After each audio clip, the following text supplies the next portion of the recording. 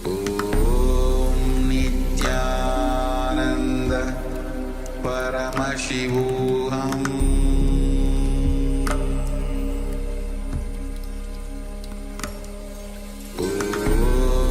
Nithyananda Paramashivoham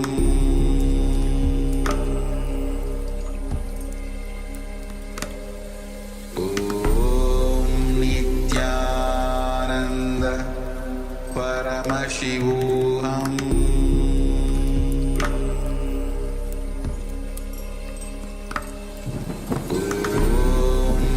Nithyananda Paramashivoham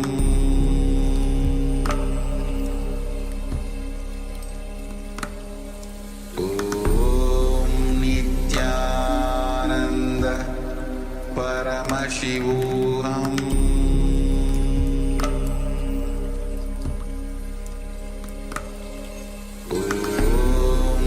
Nithyananda Paramashivoham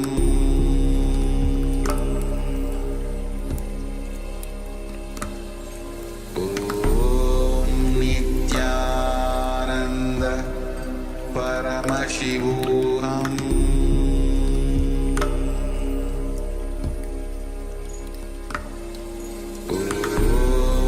Nithyananda Paramashivoham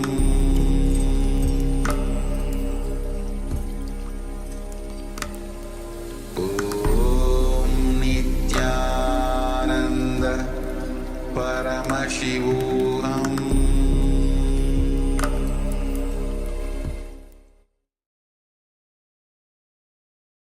Yes, slowly. You can remove your blindfold and start sharing everything that was revealed to you.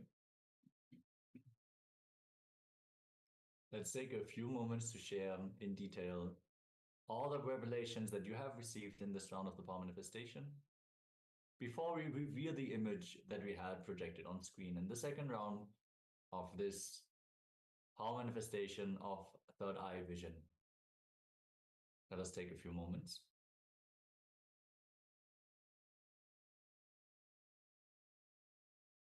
Yes, meanwhile, requesting once again participants with the cameras switched off, please switch on your cameras and be available in the camera frame. And also, we'd like to welcome Jnana Prakashi. So, Ma Jnana Prakashi, welcome to the program, to the Paramashivoham Level-1 program. Nithyananda. Nithyananda. Good to have you here.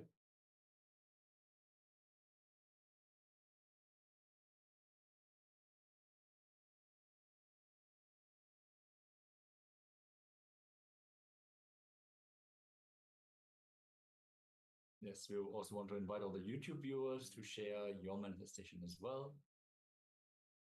Sma Ananda Parameshwari is sharing. I saw eyes, mountain, animals. Yes, thank you very much for sharing, Ma. We also have Ma Sudha Madan that shares nature, water body, plants, flowers, and trees. Yes, thank you very much for sharing, Ma.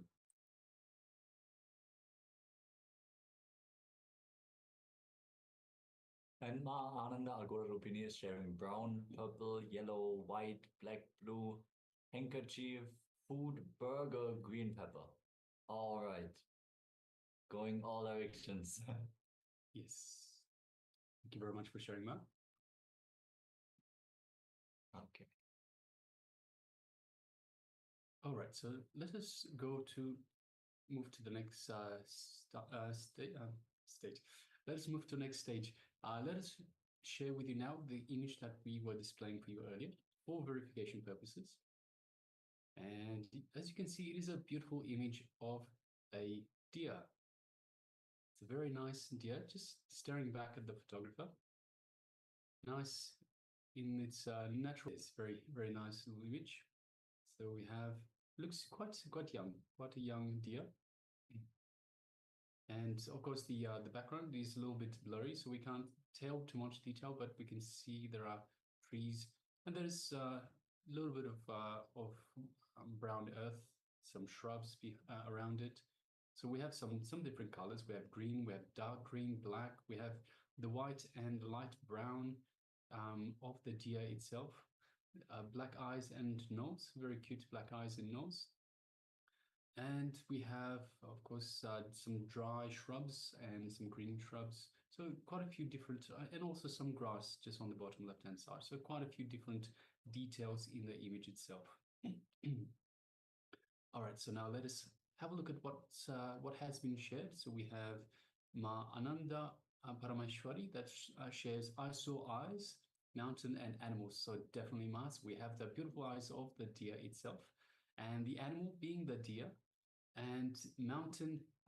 It could be a mountain area, although we can't tell from this image. But definitely the eyes and the beautiful deer image is there. So yes, thank you very much for sharing, man. Congratulations for manifesting this power of that eye vision. Yes, make sure to celebrate every manifestation. Celebrate part of landing. That is most important. Get into that mood of celebrating Paramashiva, celebrating yourself, really. And Ma Sudha has shared nature, water, body, plants, flowers, and trees. So absolutely nature image. There's a lot of trees, a lot of flowers. So I don't see a water body or flowers, but again, we don't see the full image here. So we don't know what is exactly surrounding the area where the deer is standing. So that might as well be an opening with a water body. We don't know.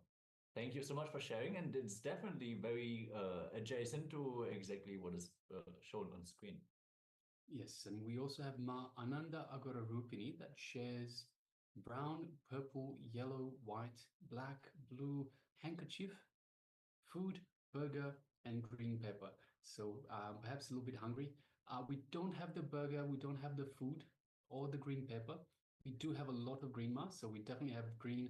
We have some brown, some yellow, some white, definitely some white, some black as well.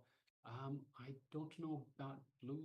Let me just have a quick look in the image again. Some shades of blue as well. So definitely, Ma, we have a lot of those details in the image itself. Just not the food. So perhaps yeah, we saw some different details in there. So yes, thank you very much for sharing, Ma. Thank you very much, and congratulations for manifesting. Yes, and with this, we're going to move on to the next body layer, which is going to be the mental layer. We're going to have a Q&A segment, and requesting all of you to settle down and get ready to have your questions answered, whatever questions the participants would have asked Swamiji. I'm sure many of your questions about the mental layer will be answered in this segment. So settle down and get ready as we enter into the segment with Swamiji himself.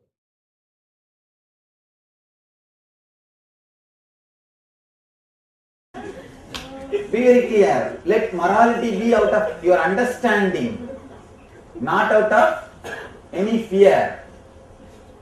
Let morality happen to you out of conscious clarity, not out of any greed or guilt. Anything happens out of guilt can never lead you to ultimate. I always tell people, still why do we need fear or greed to make us live a moral life? Only kids need candy. Only with kids you can tell them, hey, if you do that, I will give you candy.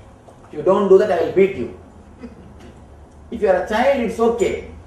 Even after growing, if you need candy and punishment, we are mentally retarded. True. Still we need the hell and heaven candy. The hell and heaven to be moral. Still we need cop's car to maintain our speed. It means what? We are mentally retarded. If you don't see the cop's car, what do? Automatically one push. That 5 miles grace. Some of these people, they are grace of that 5 mile only.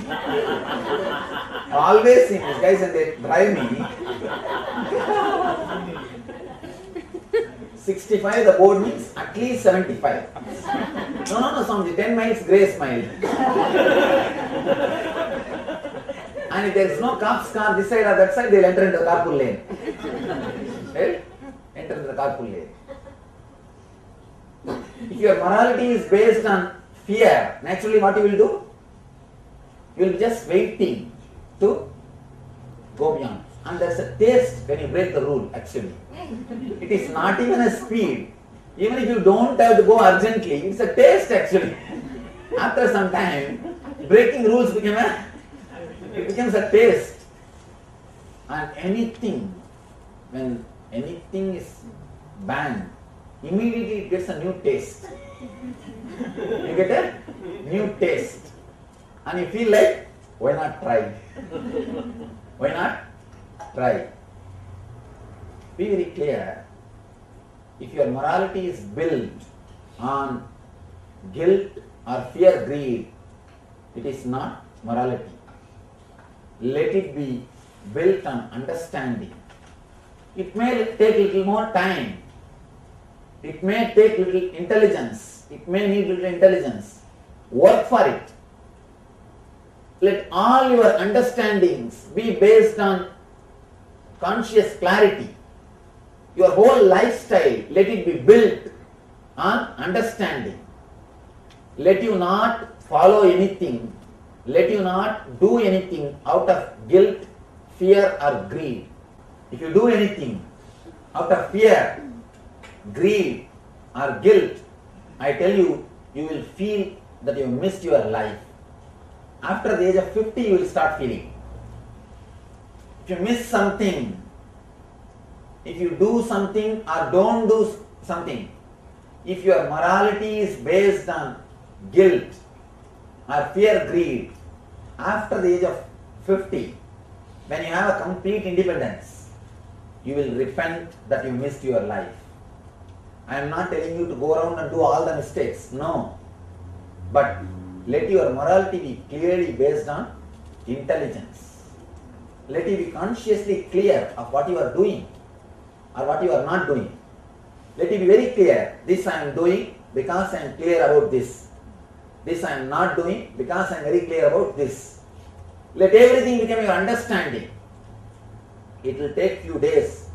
You need to have little patience to sit with you, analyze you, the way in which you think, the way in which you work. You need to work on it. Even if it takes few days, it's okay. But let it be on a solid foundation of understanding, not on guilt. If it is on guilt, any moment it can be shaken. If it is on fear, greed, any moment it can be taken away from you. Let you not do anything or let you not avoid anything out of guilt. Let your life be filled with a clarity and conscious understanding. I would say they have had a couple of abortions with the requirements time. And two-part question. I get asked many times, a woman will approach me and later on in life they would say they are guilty and they try to see. What can we say? Be very clear. When they decided to get aborted, their intelligence was only that much. They were not ready to take the responsibility or the situation was like that. One more thing, when you decide, not only situation plays a role, your intelligence also plays a role. You decide. After 1 year, your intelligence gets updated like a software. After it gets updated, if you start repenting, whose mistake? It's nobody's mistake. See, at that time when you decided, you may not have that much of courage. Now suddenly today you may have the courage. Just because today you have the courage, you can't say that you did a mistake in your past life. The reason I'm asking this question is, first of all, it is immoral, it is a questionable value. It is moral or immoral is decided by Catholic religion. Once religion says first thing, and morality or immorality itself has to be defined. Yes. According to me, morality is which makes you happy and which makes the people who are around you happy is morality. Which makes you blissful and which makes people around you blissful. Which makes you suffer or the people who are around you suffer. That is immorality. That's all. Next question will come. No, Swami, something makes me blissful but others are suffering. What to do? What to do about that? Be very clear. Then there is something seriously wrong. Never you can have something which makes others suffer and makes you blissful. It will be making you also suffer. You may not be aware or you may be insensitive to that suffering. That's all. But anything which makes others suffer will make you also suffer. You need to understand that one thing. And one more thing. One religion cannot decide which is right or which is wrong. So be very clear. Religions are social beliefs. That's all. In some religion, vegetarianism is morality. In some religion, non-veg is morality. So it depends on the social setup. It is just a pure social conditioning. According to the Vedic rishis, life enters into the body only just before the birth.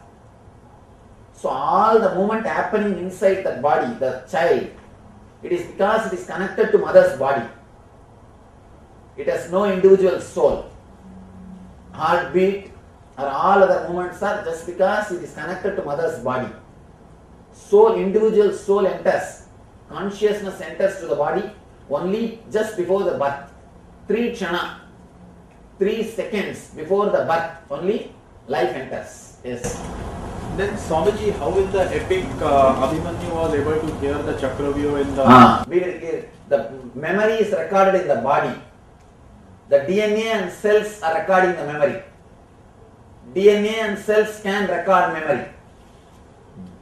Sorry, on the same line of questions about the question. Same way Prahlada. You see, what kind of body you create, that kind of soul will come and occupy the body. That's why we request pregnant women to do meditation and read scriptures, so that you will create a body with a good memories. A good soul will come and occupy it. According to this, you are matured enough, you should not give birth. Only an enlightened man can give birth to a child. Be very clear. Now if you give birth, what will you do? You will reproduce the same mental setup which you are having. It's a sin. Why are you bringing one more person and torturing him? Only a person who is mature, who has solved his problems, can create one more life. If you don't have kids, be very clear, you have not committed that sin. Never bring one more life if you can't give complete solution for that life. You yourself have not solved your life. You yourself are struggling with your life. Why do you want to bring one more? Why do you want to bring one more life? I tell you. See, we are already 6 billion. We have crossed 6 billion. Huh? Yes. We are not able to feed the 6 billion people. We are not able to give shelter. We are not able to give medicine. Why should we continuously bring more and more people to the planet Earth? 10 years, we should all be very clear. No more kids. Let us give food for all the people who came to the planet Earth. Let us give shelter for them. Let us give medicine for them. Why don't you guys adopt? That's all. What's the wrong?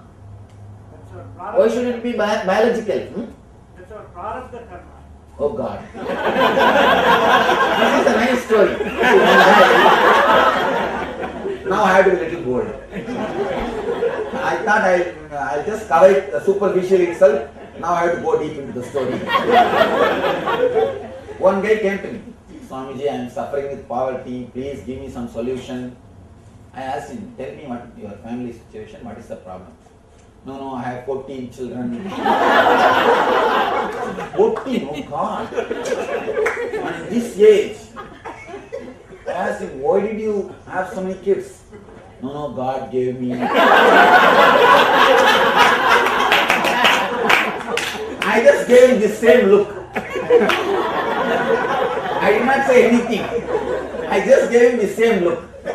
He understood.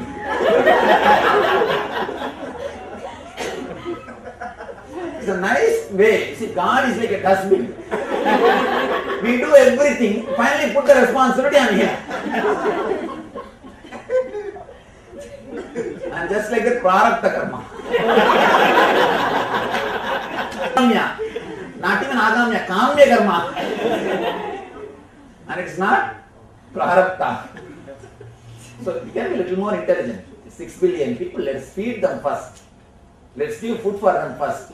Let's give shelter, medicine. Let's give basic things for them. Then we can bring more and more people to the planet Earth. And what to do? If you abuse the nature, if you bring more people, naturally you will be abusing the nature. Forests will be destroyed, and the petrol is taken out, and water, underground water is taken out. Naturally, tsunami, earthquake, everything will happen. Everything will start happening. So according to me, people should first become enlightened before giving birth. They should first work for enlightenment. Only then they should think of giving birth. But another question on the same ground of morality, that people have, in layman's language, they call extramarital affair. Okay, that's the rule of the society. Why? No. Why? Be very clear. Here I have to be very clear. You see, this extramarital affair is a complete disrespect to other being. It's a disrespect to other being. I am not saying that there should not be extramarital affair because it is based on morality. I am saying there should not be extramarital affairs, respect for other person. It's a spiritual value. It is not morality. Be very clear. More the quantity, less the quality. If the quantity increases, the quality of the relationship, the depth of the relationship will disappear. Depth of the relationship will disappear. I tell you, it's a deep disrespect to other being. You have no right. You have no right. And people always ask me, what is the wrong in it? I tell them, be very clear. When you say what is the wrong, if you will you allow the other person also does the same thing? You see, what is the base of the relationship? Let us analyze. Trust. What is the reason for a relationship? There is a beautiful answer. In our Vanaprastha, in our Vanaprastha system, means our Vedic marriage system, they explain, man is centered on Muladhara, means lust. Women are centered on Swadhisthana, insecurity. Here, by marriage, through marriage, man gives a promise, he takes an oath in front of fire. Through this marriage, I decide, I take an oath, I will give you a deep, secure feeling and liberate you from this insecurity consciousness, a samskara of insecurity. She takes an oath, I will give you a deep fulfillment and liberate you from this lust samskaras. I will give you a deep fulfillment. By giving the fulfillment, I liberate you from the samskara, lust, greed. Both of you decide, take the oath to liberate the other person from their samskaras. Both of you decide to help the other person to achieve liberation. That is the whole concept of marriage. But now, you understand the weakness of the other person and you play your game just on that string. Men are always threatening women based on the insecurity concept. Women knows where to play the game. They are playing their game. Both are trying to torture others, knowing the other person's weakness. But the Vedic marriage is so sacred, so beautiful. You take a vow in front of fire. Let me not torture the other person, knowing his secret or our weakness. Knowing our weakness or our secret, his weakness should make you more compassionate and help the other person. Not, it will make you more cunning to exploit the other person. The very reason for the marriage is to liberate the other person from the prarabdha karmas which is plot. And you start having more members of the relationship. You will accumulate more karmas. Instead of liberating yourself, of course, if you are interested in accumulating more karmas, you are welcome. I have no problem. It is up to you. But anybody, at least if you are interested in spiritual life, please be very clear, no extramarital affairs. If you are having, spirituality is not for you. Of course, I have nobody to tell you what to do or not to do. It is up to you. But spirituality is not for you. The quality of relationship is not for you. Be very clear. People always quote, no, Krishna had Raslila, Here, so even clear. Krishna became enlightened, then you also became enlightened. Then do whatever you want. Do not quote Krishna for your immoral things. One more thing. When the masters play, you can't even use your words to express their actions. People always come and ask me, Swami, you are telling me Krishna smoke, why Vivekananda smoke? Ramakrishna smoke. Of course, Ramakrishna smoke after becoming enlightened. You also do that first. Become enlightened, then do what Ramakrishna did. Then do what Vivekananda did. Let me tell you my personal experience. I had a great fortune to live with a Naga Baba, means Baba, they don't wear clothes, the naked Babas in Himalayas. He's such a great soul. I've never seen him eating, taking bath, or going anywhere. He'll just sit in one place, happily, blissfully, radiating the joy. Just sitting next to him will be so blissful. But he always used to smoke ganja, that marijuana. And you'll be surprised to listen to the whole story. That small chilan pipe, he'll put a copper coin, put ganja, and smoke. After smoking, he'll empty the chilan, and he'll drink gold coin. Not one surprise. 6 months I will drink every day the same now. He'll sell the gold coin and get more ganja. And I asked him one day, Baba, why do you wear such a Mahatma, Mahabusha? Why do you smoke ganja? He said, not wrong. He just laughed and replied, the big elephant cannot be tied in a small hut. If at all I have tied the elephant in a small hut, I will make it a little dull. I will make the elephant a little dull. The enlightened consciousness cannot stay in his body. If I will tie the consciousness in his body, to do a little of the good service of mission, the spiritual work, I have to make it a little dull. Be very clear. In your life, you are supposed to elevate yourself. In their life, they are supposed to bring themselves down. So do not quote their actions. Do not quote their actions. Do not do what masters do. Do what they say. It's beautiful. What said master?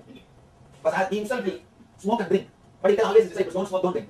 What is the last thing? What? You are preaching to us and you are smoking and drinking. What is this? Then he says, beautiful. I don't have to follow what I preach. Because I am not the same kind of person to whom I am preaching. It's true. Do not quote master's life to justify your morality. And I tell you, the more number of relationship, less quality. You will create only more thing. You will not. It's more or less like a superficial. It's an immature lifestyle. It's just immature lifestyle. Dog. Sometimes it's dog will get the dry bones. It will get some dry bones, the burial ground, the cement. In India, burial ground very often open. Any dog can go, just dig a little bit, and you get one bone. And with that bone playing, the dog will nicely bite that bone. After some time, the bone will poke up, damage the dog's mouth. The blood will start coming from its own mouth. The dog, after a few minutes, will start thinking, the blood is coming from the bone. Without understanding, the blood is coming from its own mouth. How the dog is having a wrong attitude, wrong understanding about the joy. And how he is suffering because of his own immaturity. Same way, you will be suffering if you have extramarital affairs. You will be suffering continuously with extramarital affairs. I tell you, you are very basically immature. You are very basically immature. Leave out your actions. I am not even speaking about actions. The very base is immature means you are neither understood nor ready to understand what for life is. What for you are caught in this body because of some samskaras. Now it is time to work them out. The earlier they are removed, better for you. And get rid of them and liberate yourself. Instead of that, if you catch a hand or try to catch tightly, it's whose mistake. If you want to catch tightly, you can have not one, 10 also, I have no problem. And I tell you one more thing. If you have only one woman in your life, enlightenment is luxury. If you have 2 women in your life, it's an option. If you have 3 women in your life, it's a compulsion. You can't live with enlightenment. In a way, the more you force towards that enlightenment. It's actually technique for enlightenment also. Somebody asked me, how can you prove Krishna is enlightened? He did all these things, he had so many women around him. I told, that itself is solid proof for enlightenment. If he is able to manage, I will know what much of women. Anyhow, but I tell you one thing. See, in India, people hunt, people catch birds, they'll make a small net. It's a very simple thing. In one thread, between two threads, they'll just have one small wooden piece and put it around the tight between the trees.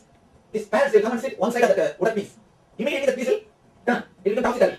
These guys, they will be thinking, if I leave my hand, if I leave my leg, I may fall and die. They will never leave. They don't understand. If they leave, they can simply fly. They don't understand the moment the stick becomes topsy-turvy. Let me give you a small example. Like this, they'll tie. They'll keep it. It will be hanging between the trees. If the parrot comes and sits here, what will happen? It will be like this. It will just turn. And the parrot will be hanging upside down. The parrot, it doesn't understand. If it leaves the legs, it can just fly. But it doesn't understand. It thinks, no, if I leave the legs, if I leave the grip, I will fall and die. It will be holding. Simply until it comes slowly, it will catch the parrot and take it. Same way with everything. We know we are catching these samskaras. Why don't we just take your hands off? But we are afraid. If you take your hands off, somebody else will take it away. Or something else may happen in your life. Or this may happen, that may happen. How can I leave? Practical something. When it comes to practicality, as you think about, you always create something. You always create some reason. You always create more and more words and struggles for yourself. And I tell you, just liberate yourself. One more thing. About extramarital affairs. It's a very strong subject. It needs to be analyzed deeply. A mature person can never disrespect the other being. If you are thinking, if you are using the other being just as one more product, just as you see your house, you have fridge for some purpose, you have furniture for some purpose. Same if you feel your wife also is just there for some purpose. Only then you can have extramarital relationship. If you see her as a being, living being, if you feel really grateful to her, respectful to her, and if you think she is a living being, she has done so much, she has contributed so much in my life, whatever is there, care from her, satisfaction from her, if you have that respect for the other being, you will never even think about extramarital relationship. The extramarital relationship is deep disrespect to other person. Above all, disrespect to your own body. if you can allow anybody and everybody into your inner space, what respect you have for yourself? Tell me. Your space is so sacred. So sacred. How can you let anybody and everybody into your inner space, in your space? It means you don't have respect for your space. I always tell people, people who sell their space, people who sell their body, they will not have respect for themselves. They will not have respect for themselves. They will think themselves just as a one more object. You are reducing yours as a one more object. You are reducing the spirit into matter. You are doing a Brahma Hatya. You will have the Atma Hati dosha, means reducing your being into just matter. You are not just a body. You are a spirit. You are an embodied being. If you have the deep respect that you are embodied being, you cannot let anybody and everybody in your inner space. In your space. It needs tremendous love, tremendous devotion. How can you let anybody and everybody in your inner space? Be very clear. Never quote Master's life. Master's life is totally different. And what they do can never be even equated to your words. The very feeling, the very emotion is totally different. The very thing is totally different. Especially if you read the memoirs of Sharada Devi, she says, I feel totally respected when I am in his presence. When I am in Ramakrishna's presence, I feel I am respected. The other should feel the person is respected. Person is respected. And I tell you, if this much maturity has not happened to somebody, means he is not worthy of getting married. He should not even get married. The problem is all these basic lessons are missing now. Nowadays who gets married? Only prolix get married. You neither know what mantra you chant, nor you know the meaning of the mantra. Simply he chants, you tie that rope. That's all. And get the ticket for honeymoon. That's all. Nothing else. We don't even know the basic concept of Vedic marriage. In front of fire you take the oath.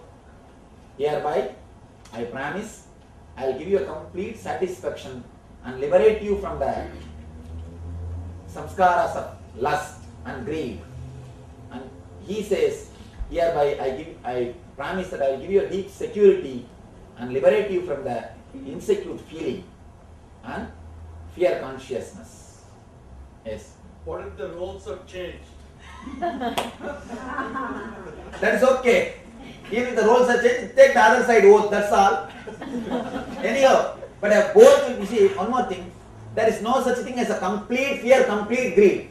Sometimes, you see, even in the Vedic system, it's not that man is always centered on greed. He is also sometimes starts suffering the fear. That time she needs to behave like a mother, giving care, secured feeling, or giving the care and attitude of mother. She needs to raise herself to the mother level. And sometimes she will be centered on the greed. And that time again he needs to play the role of father, attending the greed, taking care. So it's like both will be caught in the both things. Mainly this will be the two. This will be the two. But by taking the oath, you are assure the other person, I will not abuse you. I will see that you are helped. By knowing your weakness or your problems, I will not disrespect you. That will bring more compassion in me, more care in me, more understanding in me to take care of the other person. That's the whole gist of Vedic marriage. Then you will never, this extramarital relationship question itself will not raise. I tell you, still now in India, people live with single wife whole life. Whole life they spend the single wife. I think I can say at least 70 to 80% of people don't go for divorce and all those things. At least 70% of the people in India, they live with a single wife. That's a tradition. But Swamiji, in the Vedas marriage, like you just mentioned, the man can still exploit the woman, saying, "You did not give me the satisfaction, that's why I'm running around outside." He has no right to say that. Then it's a deep disrespect again. And one more thing, see, these are all very subjective things. It needs a tremendous maturity. The main problem is the lessons which gives maturity itself is lost. Around the age of 7 itself, in those days, the person will be taught about the life. He will be given the meditation. He will be given guide. He has to settle within himself. From the beginning, he will be raised. He will be brought. And moreover, the main thing, the fantasy input is very less. The fantasy input was very less. The moment he entered the houses, inside the houses, over. Somebody asked me, Swamiji, when the Kali age born? That Kali Yuga, when it took birth? I said that day TV entered the house. The day TV entered the house, Kali is born. So much of fantasy is infused on the kids. What to do? That's where the whole trouble starts. Alright, it's time to work on guilt. Yes. I will go a little bit backward. You said that it is not good thing to make other person suffer because then you will be the one who will suffer. But there are circumstances then when you need to use your power for self-defense. What do you think about that? Because I tell you, self-defense, the other person will get hurt. Of course. In this, what you are asking is supposed to be the decision is supposed to be taken based on that moment. So I do not know the complete situation about which you are asking. Okay, my question, hypothetically, I will put this way: if somebody wants to harm me, you have all the right to protect yourself. Nothing wrong. Self-defense is for that matter that you want to protect yourself and you put your shield around you. Even though the other person might get hurt because that nothing can be done. So there is nothing can be done. Only thing, do not enter into others' territory. Do respect others' space consciously, not just for the sake of justification. Sometimes we always do offending things and claim it as a defense. That is wrong. Be very clear about it. All the country's army, they claim it as a defense army. Then who is offending? Every army claims themselves as a defense army. Then who is offending? That is something seriously wrong. Consciously, if you can say you are only defending and not offending, then okay. It's all supposed to be decided by you, not by any other person. Nobody else can judge. Only you can judge. All right.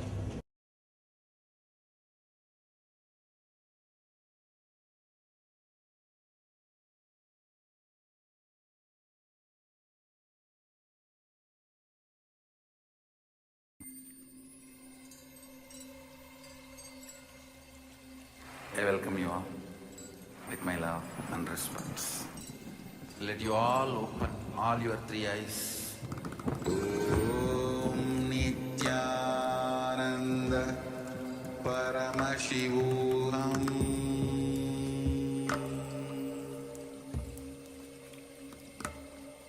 Om Nithyananda Paramashivoham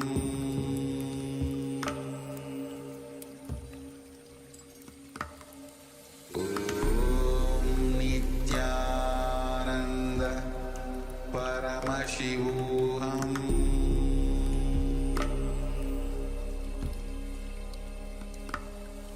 Om Nithyananda Paramashivoham.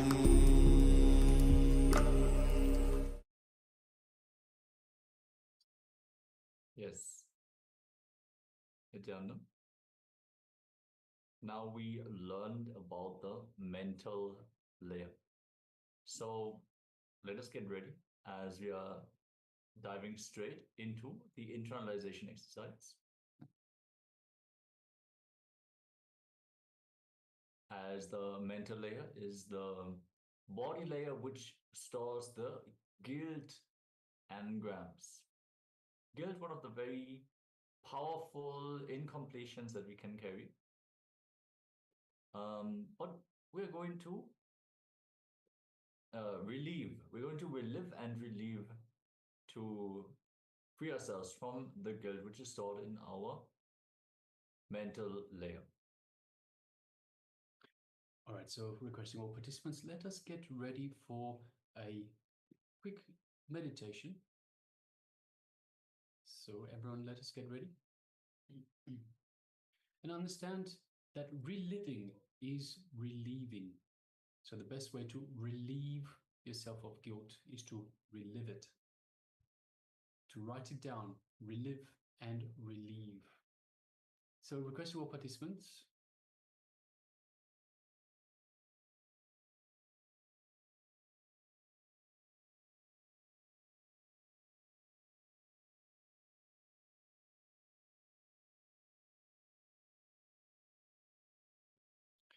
yes. So we'll be going through this this little exercise where we'll write down all the guilt that we ever felt. And of course, it is important not to console yourself as the guilt surfaces. It will surface one incident after another. So just one guilt and the next guilt, and the one incident, the next incident. So each guilt will be triggered by an incident. We'll be sitting in a meditative mood, and we will relive all the wounds that we are carrying. All right, so requesting all participants, make sure that you do have a pen and paper with you. So it is important to write these down. As you write, it will come, more information will come, and you'll be able to go through the entire exercise much more fully, much more complete than just trying to remember the incidents. So please make sure that you do have a pen and paper. It will work so much better. You will be able to get so much more out of this exercise, dig so much deeper as well. So now let us start. Let us write down all the incidents one after the other where guilt surfaces. So requesting everyone to sit in a nice meditative mood.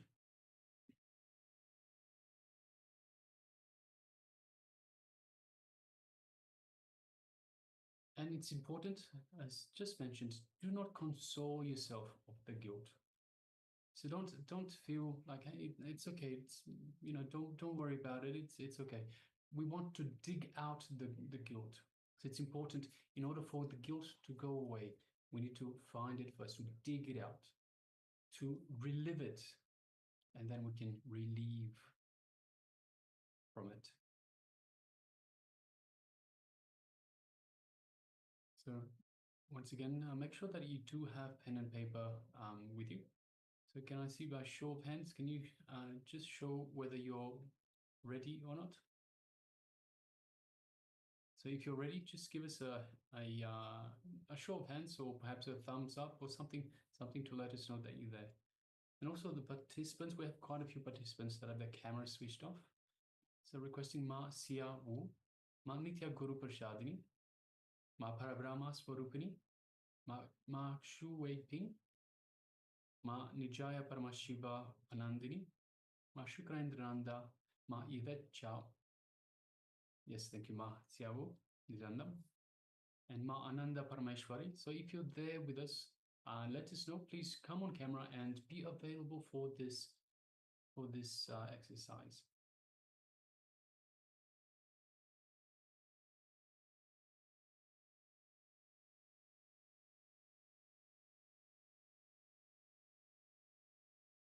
All right, so let's start by writing down all the various different incidents, the circumstances under which guilt is invoked in us. Whenever we remember the guilt, whatever happened in our life that makes us feel guilt, It can be external happenings, internal happenings. Even just a thought can invoke guilt in us. So just look in, and what is it that is driving the guilt in your life? What are the patterns that you entertain where you experience guilt? Go into all the details, all the people who were involved in that guilt as well, so you can find the completion.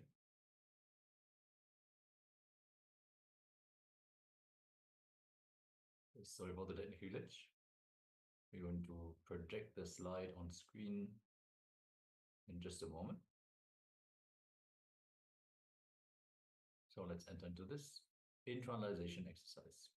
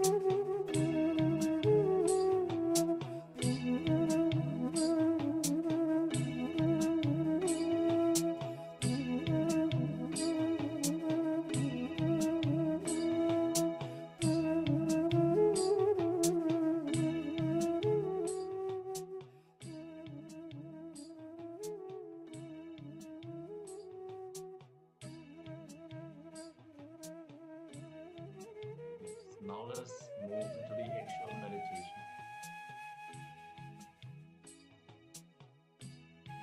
First, slowly, very slowly and consciously feel that your head is being pressed inside your heart. Yes, that your head is being pressed inside your heart. We experience ourselves so much through the head. We experience the world around us through our eyes, our ears, our nose, our mouth.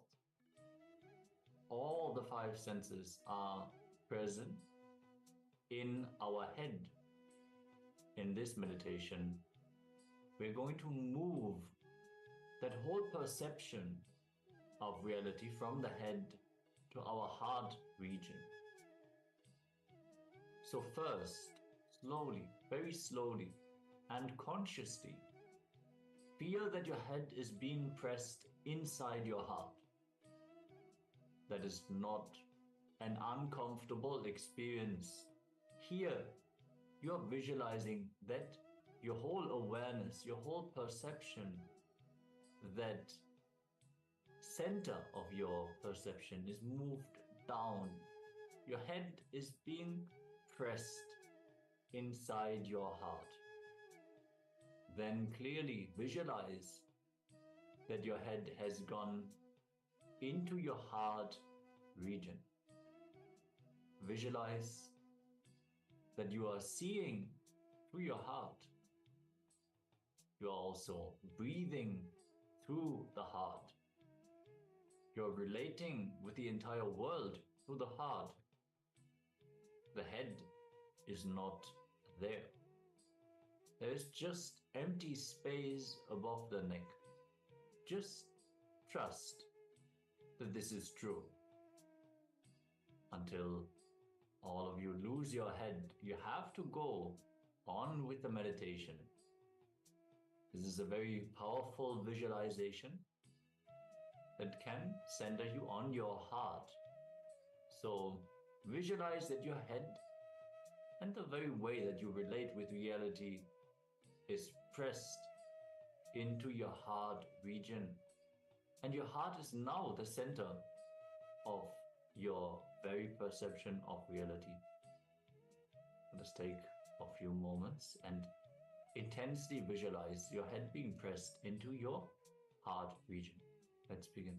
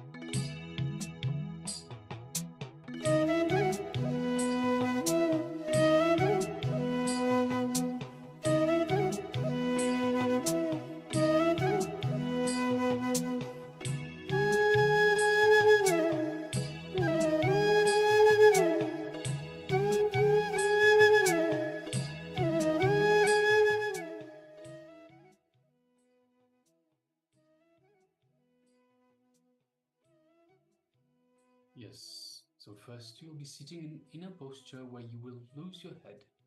We've just gone through this.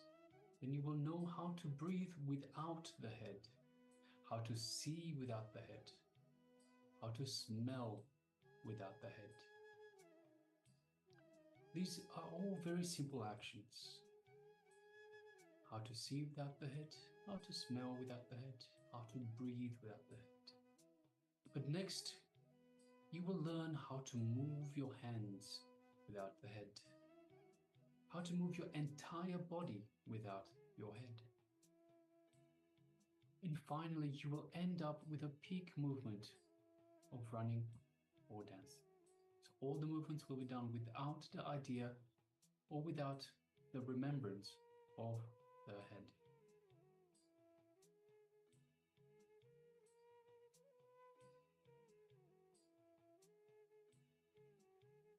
So feel that you are breathing from the heart. Feel that you are seeing through the heart. Feel that you are smelling through the heart. Feel very clearly that you are breathing, seeing, and smelling through the heart. Listen to everything around you through your heart.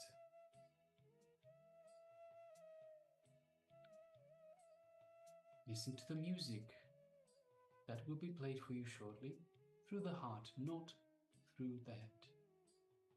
Listen through the heart, see through the heart, and feel through the heart. Let us continue.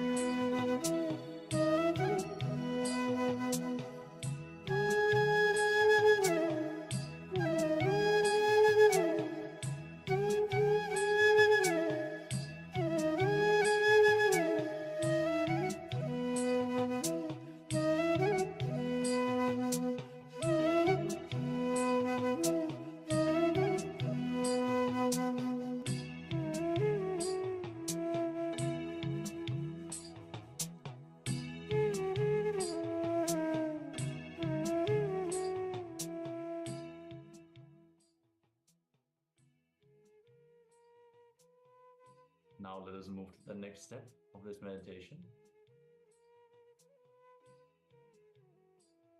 Now stand up.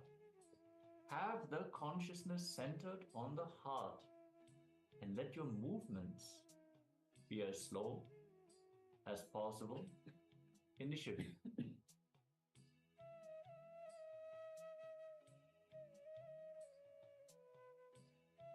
Remember that you are moving from the heart. Your center is your heart, not your head. Again and again, forget the head. Move from the heart. Move as slowly as possible, but from the heart. Remember, you are a headless being.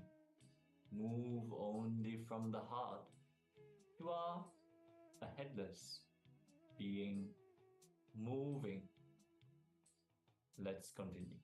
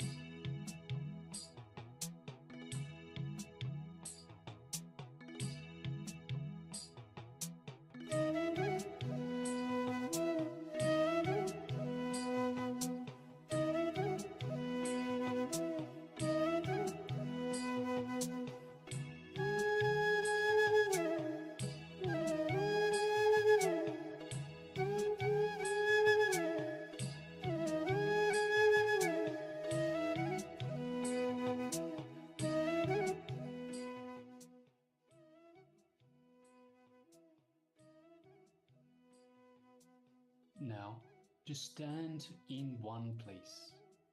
There's no need to walk. Just stand in one place. So no walking around. You don't need to walk around.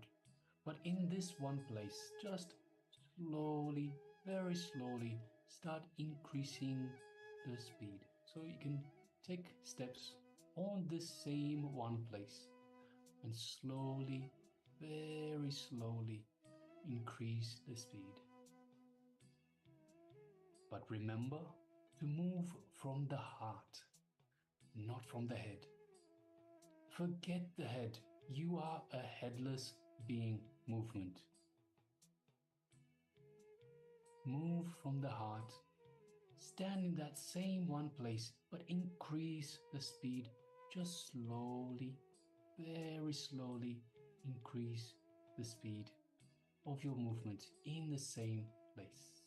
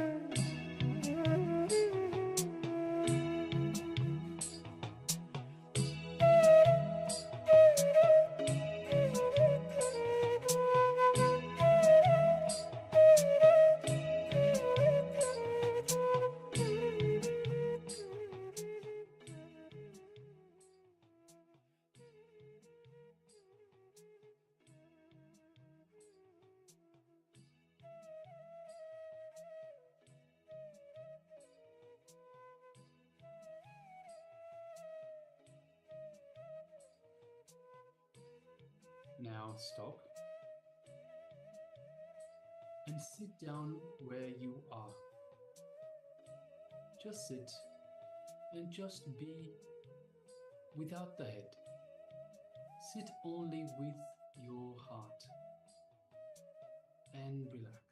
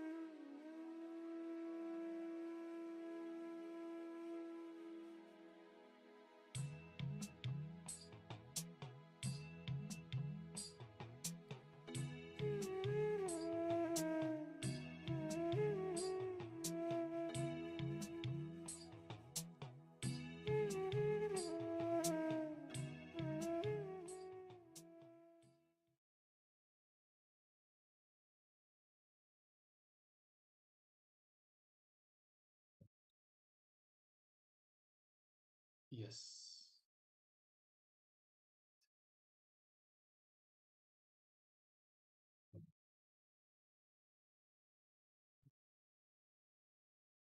So now slowly, very slowly, you may open your eyes. Take a break, but do not talk. It's important that you maintain silence such that the process may be undisturbed. So just for the next few minutes, just sit in silence. So we'll be moving on to the next segment, but please maintain the silence within. Try not to talk to anyone. Try to remain the same feeling inside. Just concentrate your awareness, focus your awareness on the heart. So do everything from the heart. So don't speak to anybody, just be in the heart for the next few minutes.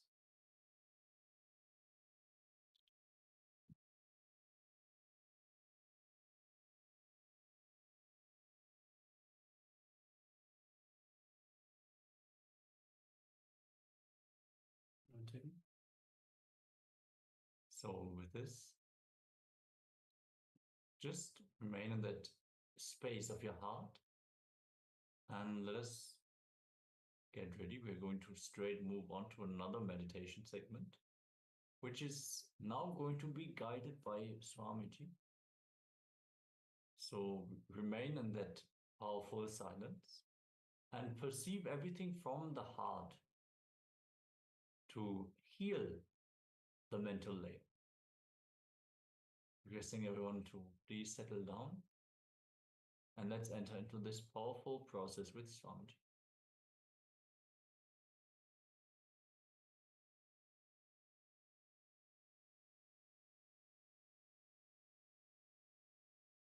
Now we'll enter into the meditation technique. Understand, guilt is like a knot, energy knot.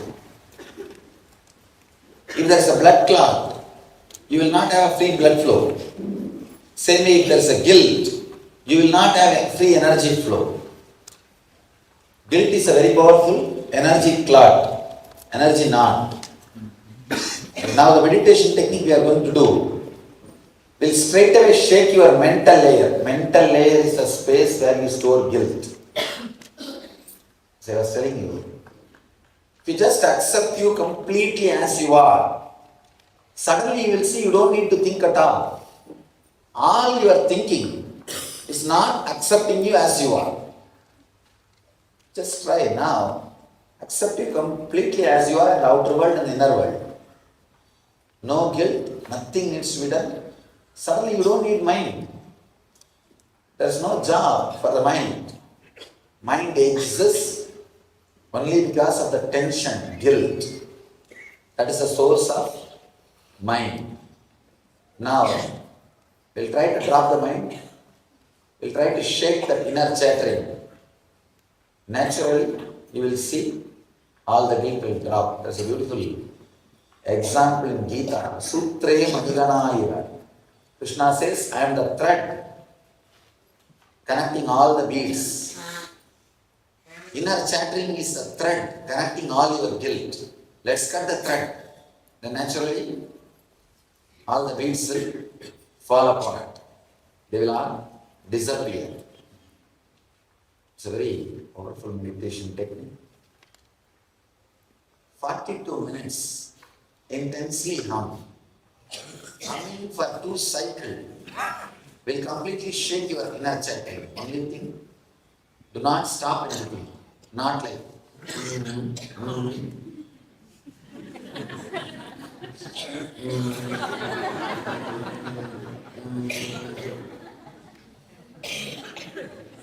say that the humming becomes so intense, there should not be any words moving inside you.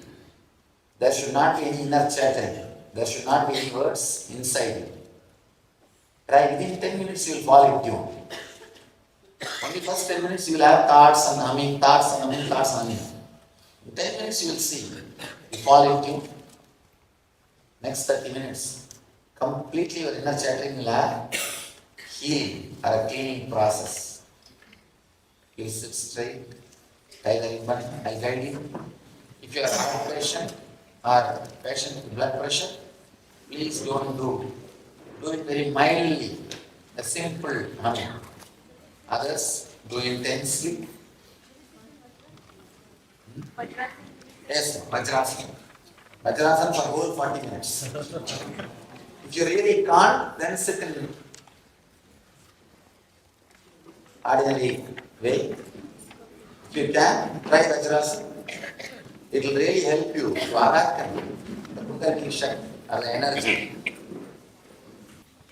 Please close your eyes. Sit straight.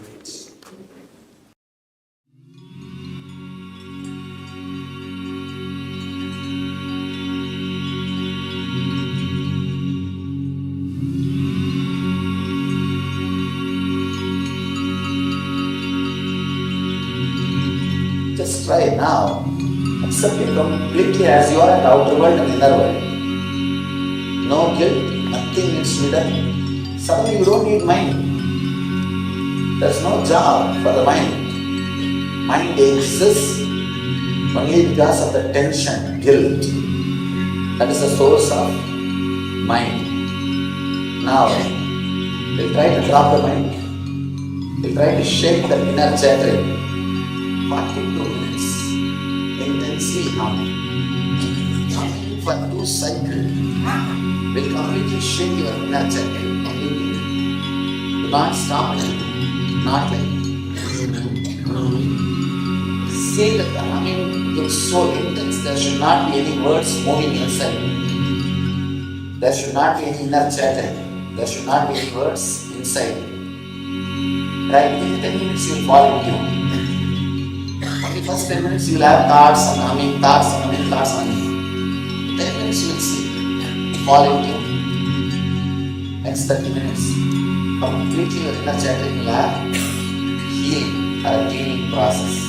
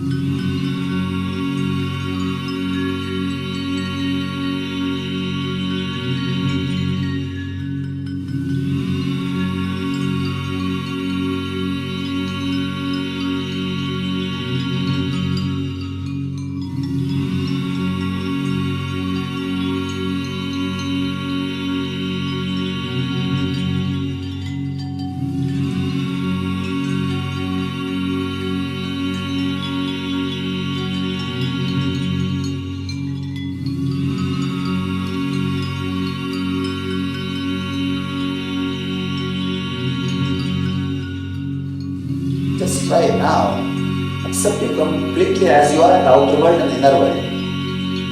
No guilt, nothing needs to be done. Suddenly you don't need mind. There is no job for the mind. Mind exists only because of the tension, guilt. That is the source of mind. Now, we'll try to drop the mind. We'll try to shake the inner chattering. 42 minutes. Intensely hum. For 2 cycles. We'll completely shake your inner chattering. Do not stop it. Not like say that the humming becomes so intense, there should not be any words moving inside. There should not be any inner chattering. There should not be any words inside. Right, in 10 minutes you will fall into. Only first 10 minutes you will have thoughts and humming, thoughts and humming, thoughts and humming. 10 minutes you will see. Fall into. Next 30 minutes. Completely your inner chattering will have healing or a cleaning process.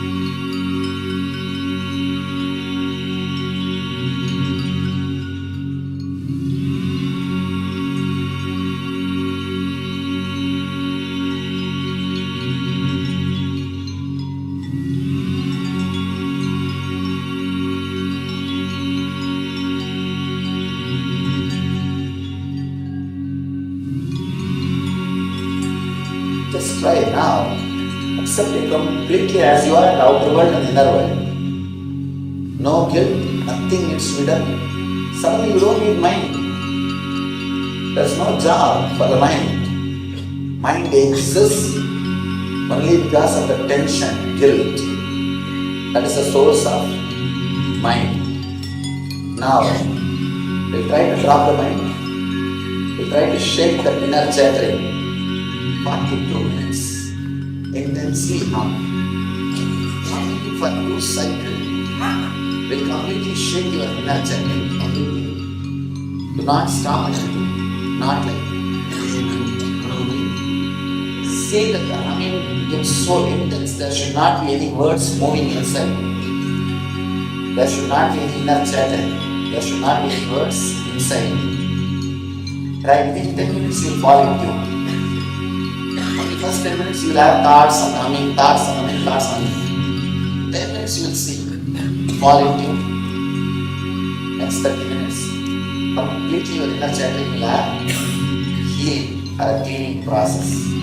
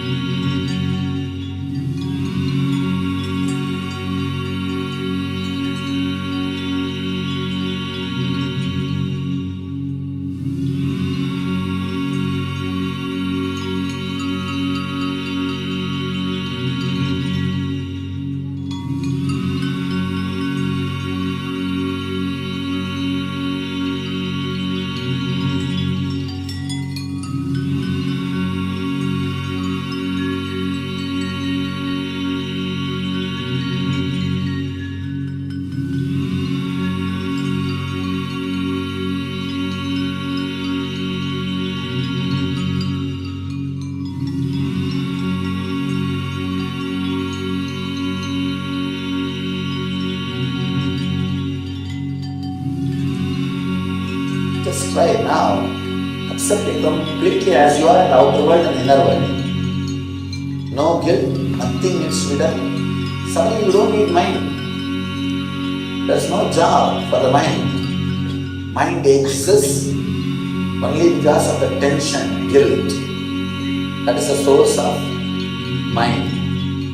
Now, we'll try to drop the mind. We'll try to shake the inner chattering. 42 minutes. Intensely hum.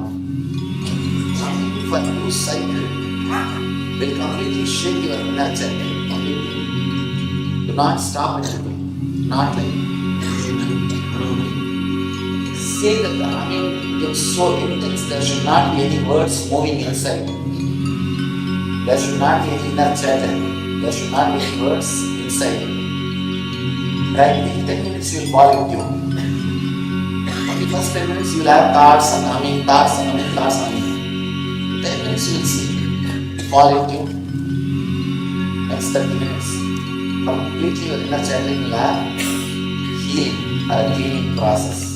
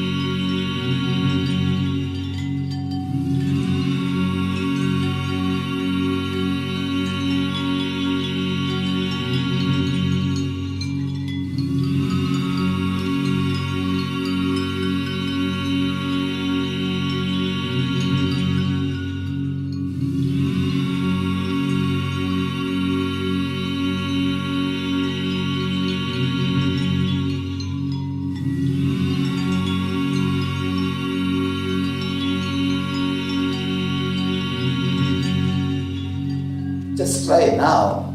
Accept it completely as you are in the outer world and inner world. No guilt, nothing needs to be done. Suddenly you don't need mind. There's no job for the mind.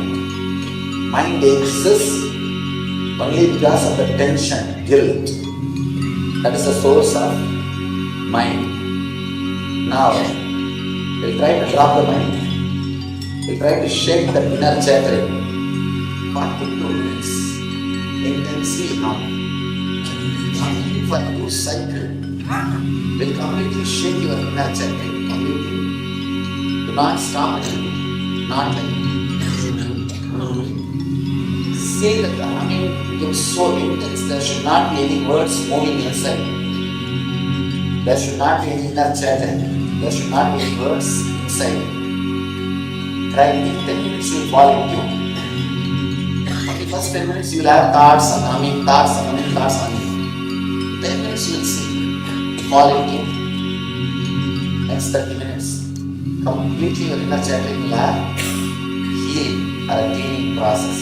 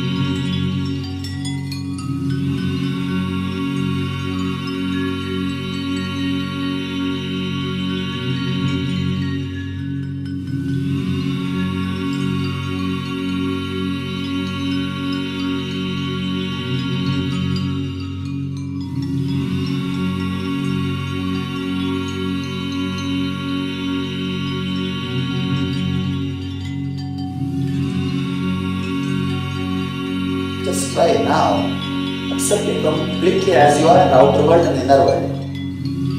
No guilt, nothing needs to be done. Suddenly you don't need mind. There's no job for the mind. Mind exists only because of the tension, guilt. That is the source of mind.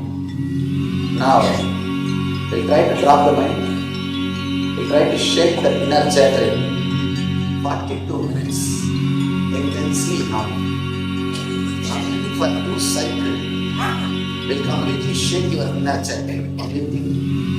Do not stop anything. Not like. Say that the humming gets so intense, there should not be any words moving inside. There should not be any inner chattering. There should not be any words inside. Right? Within 10 minutes you will fall into. Only first 10 minutes you will have thoughts and humming, thoughts and humming, thoughts and humming. In 10 minutes you will see. Fall into. Next 30 minutes. Completely your inner chattering will have healing or a cleaning process.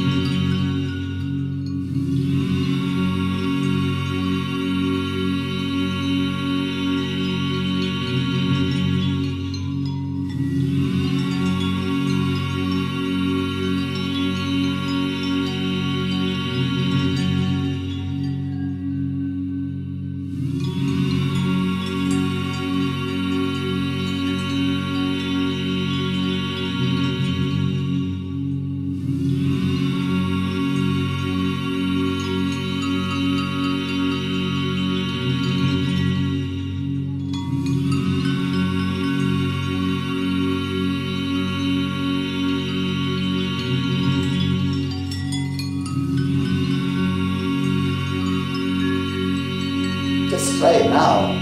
Accept it completely as you are in the outer world and the inner world. No guilt, nothing needs to be done. Suddenly you don't need mind. There's no job for the mind. Mind exists only because of the tension, guilt. That is the source of mind. Now, we'll try to drop the mind. We'll try to shake that inner chattering. 42 minutes. Intensely hum. For 2 cycles. Will completely shake your inner chattering. Do not stop it. Not like. Say that the humming becomes so intense, there should not be any words moving inside. There should not be any inner chattering. There should not be any words inside. Right? Within 10 minutes you will fall into. Only first 10 minutes you will have thoughts and humming, thoughts and humming, thoughts and humming. 10 minutes you will see. Fall into. Next 30 minutes. Completely your inner chattering will have healing or a cleaning process.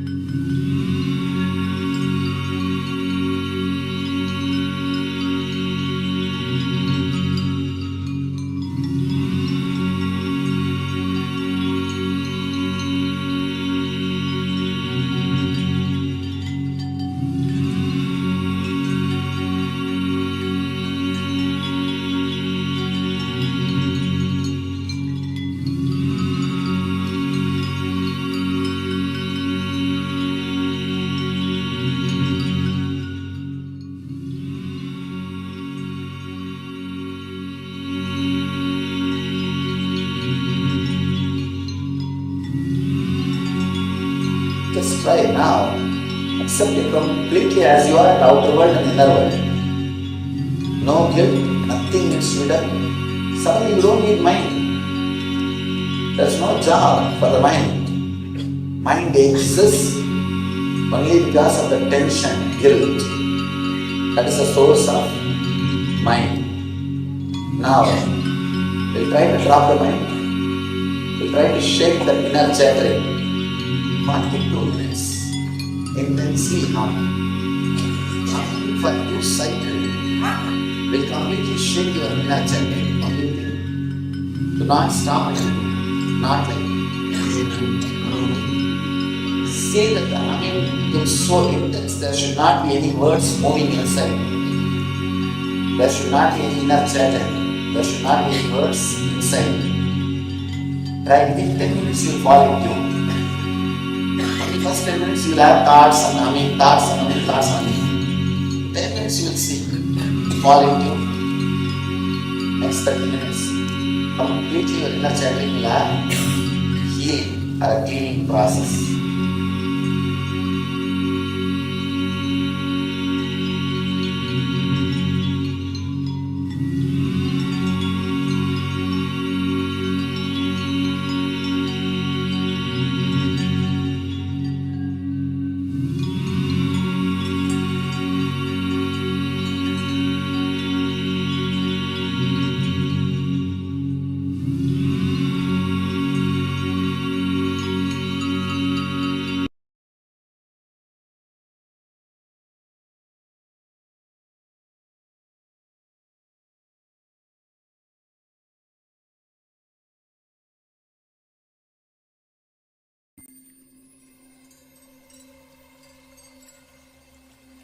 I welcome you all with my love and respect. Let you all open all your 3 eyes. Om Nithyananda Paramashivoham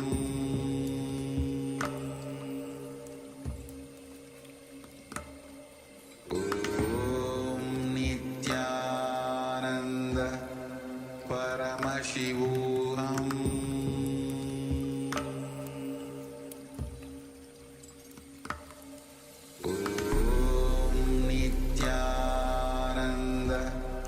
Paramashivoham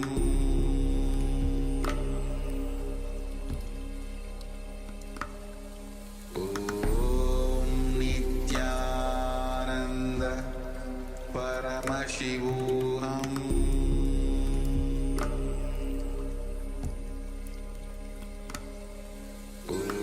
Om Nithyananda Paramashivoham Paramashivoham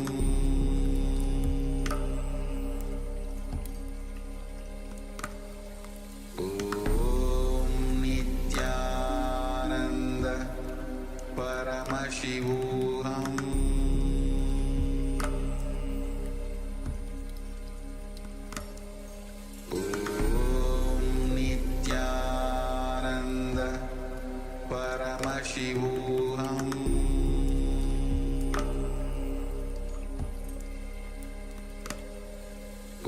Om Nithyananda Paramashivoham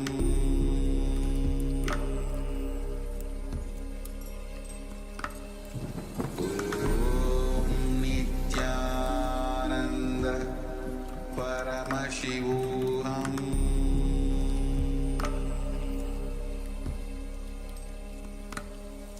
Om Nithyananda Paramashivoham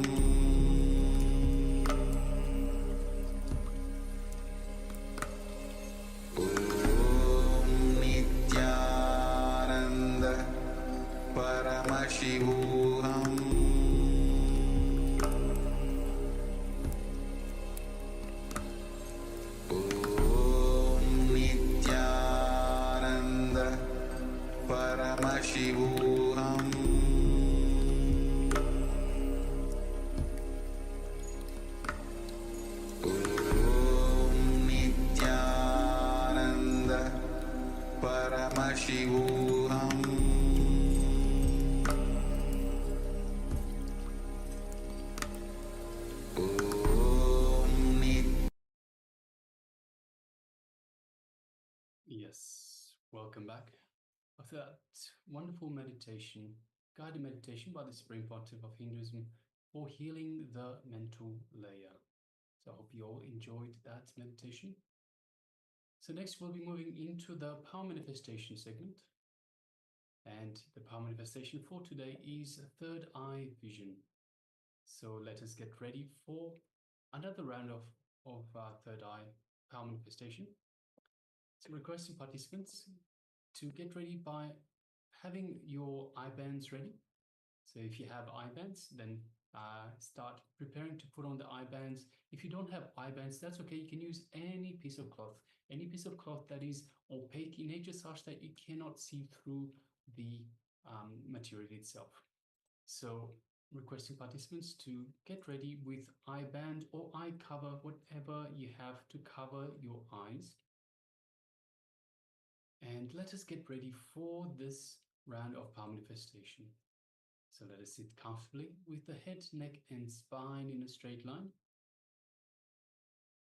Let's just take in a couple of deep, long breaths. So let's just take deep, long breath in and a long breath out. Another long breath in and a long breath out.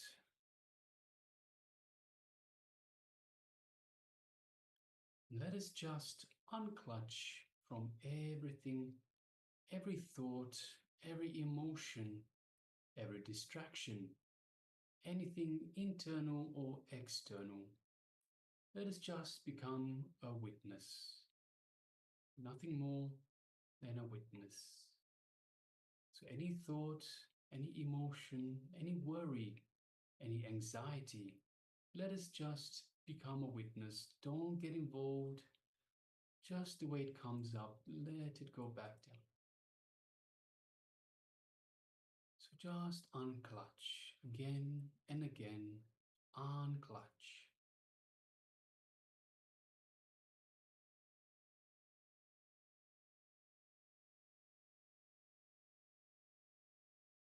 Now let us move our awareness to our Ananda Ganda, which is just below the heart center. And let us visualize Swamiji in our Ananda Ganda, in our inner space.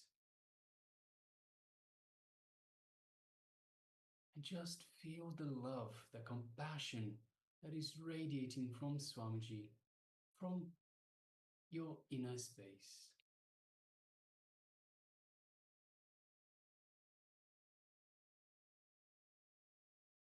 Feel the superconscious energy that Swamiji is radiating as it's permeating your entire body, filling up every one of your millions, trillions of cells with this superconscious energy. Every one of your cell in your body is feeling rejuvenated, alive with this superconscious energy.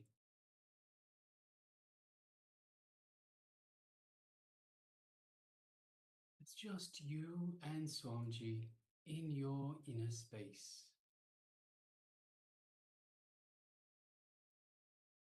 Just take a moment and feel that space of oneness with Swamiji. You are one with Swamiji.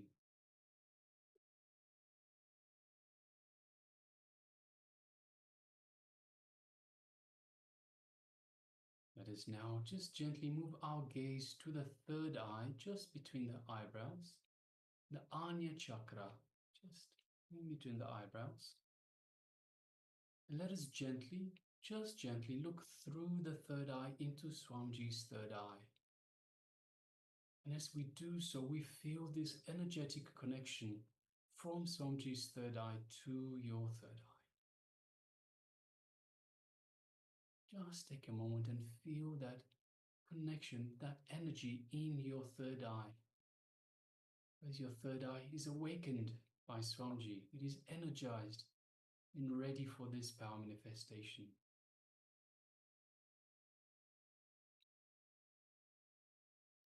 Now let us start chanting the Mahavakya, which is the cosmic code word that Swamiji has given us to connect to him, to enhance this feeling connection to him. Om Nithyananda Paramashivoham. Om Nithyananda Paramashivoham. Om Nithyananda Paramashivoham. Let's continue chanting the Mahavakya. And from this space of oneness with Swamiji, from the conscious understanding that you are Paramashiva, conscious cognition, let us start manifesting this power of third eye vision. The image is being displayed for you now. Let us begin. Ananda Paramashivoham.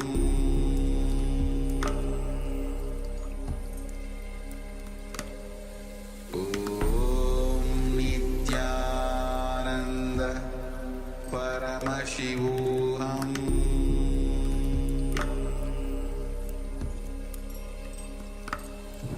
Om Nithyananda Paramashivoham.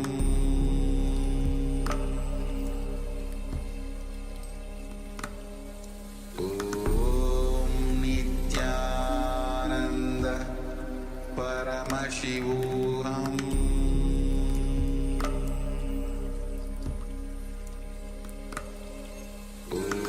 Om Nithyananda Paramashivoham. Om Nithyananda Paramashivoham.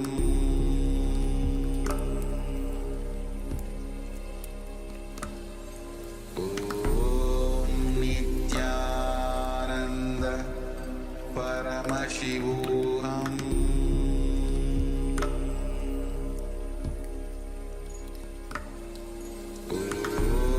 Nithyananda Paramashivoham.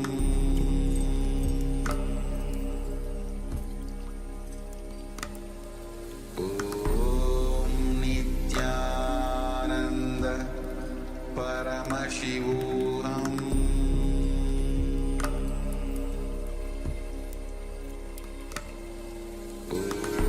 Om Nithyananda Paramashivoham.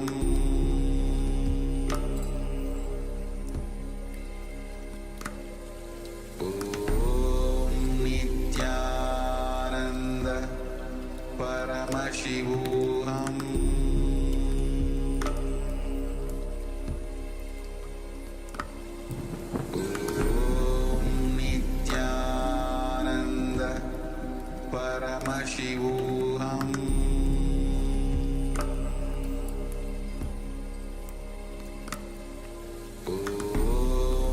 Nithyananda Paramashivoham.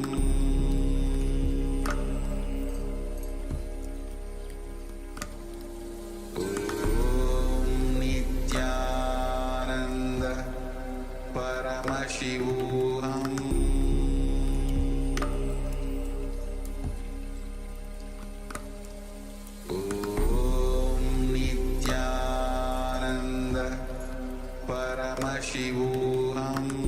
Om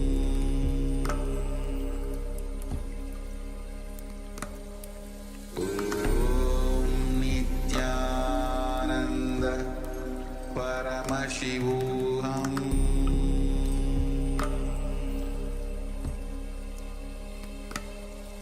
Om Nithyananda Paramashivoham.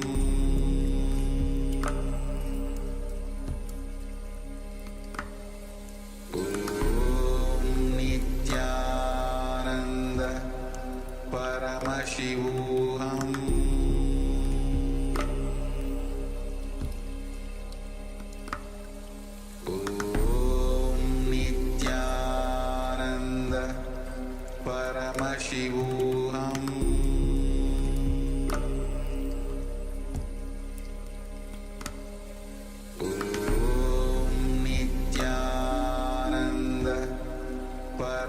Paramashivoham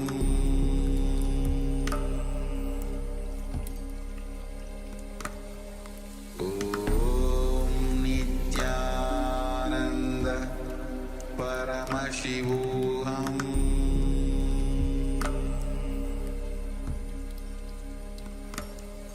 Om Nithyananda Paramashivoham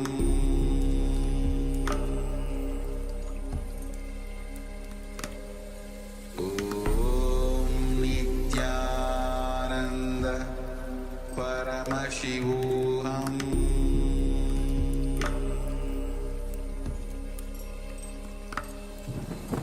Om Nithyananda Paramashivoham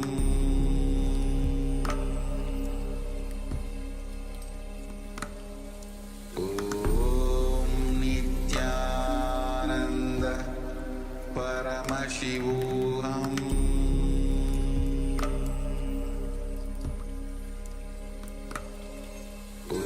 Om Nithyananda Paramashivoham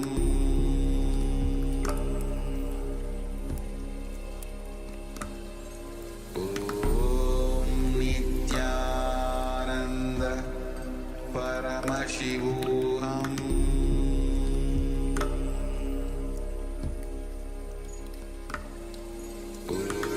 Om Nithyananda Paramashivoham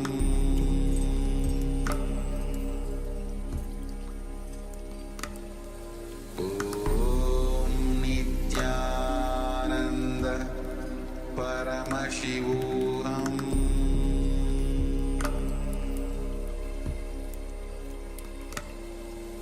Om Nithyananda Paramashivoham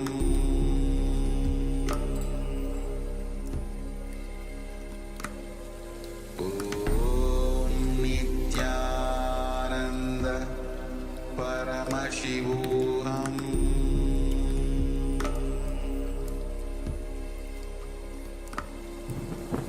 Om Nithyananda Paramashivoham